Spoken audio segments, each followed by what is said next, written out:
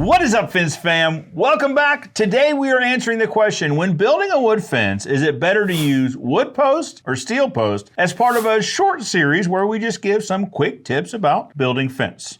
Here we go. All right, so when determining whether to recommend wood post or steel post to our clients, there's usually a few questions we go through. First, how long would you like the fence to last? Specifically the post. A wood post, even a treated wood post, still has a lifespan that's significantly shorter than a steel post. The current quality of lumber available and the current chemicals used to treat those posts isn't what it used to be. I guess they just don't make them like they used to, huh? Now, we're absolutely still removing wood fences that we installed 35, 40, 45 years ago.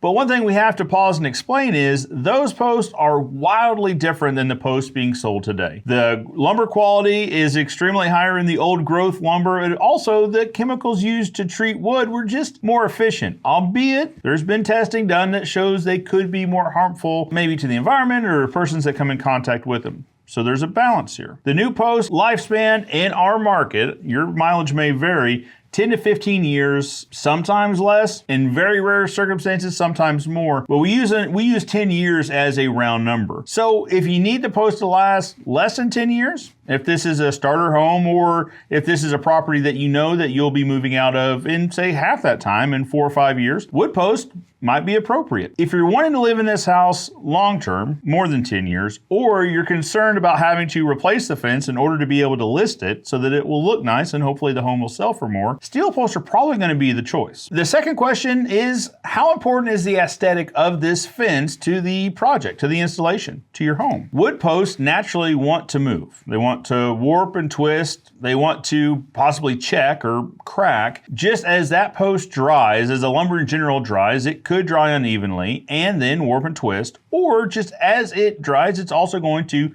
check, open up. It's going to look like it's cracked. Now, typically most of the checks are on the surface, so it looks like a small crack, but aesthetically, still not pleasing to the eye. Whereas a steel post, specifically a postmaster post or similar, can be hidden with a picket. You get the benefits of the steel post, but you don't have to look at them. It still looks like a natural product, but it's not going to warp or twist. So if the aesthetics aren't incredibly important, say if this was a investment property, a rental property, you could probably get by with wood post. If this was a post around your house, you would probably want to lean more towards a steel post, knowing that it's probably going in a backyard and you're probably going to have people in the backyard looking at your fence, whether you're having a barbecue, a graduation celebration, etc. The third question, and the question that's typically on everyone's mind, is cost. What is the budget for the project? How much does it cost, Neil? Pine posts are significantly less expensive. Currently in our market, Southwest Missouri, in 2024, a wood post will go for roughly $9.50 from one of the big box stores. Whereas a steel post, Postmaster, Lifetime, etc., typically go for around $44. Plus tax, of course,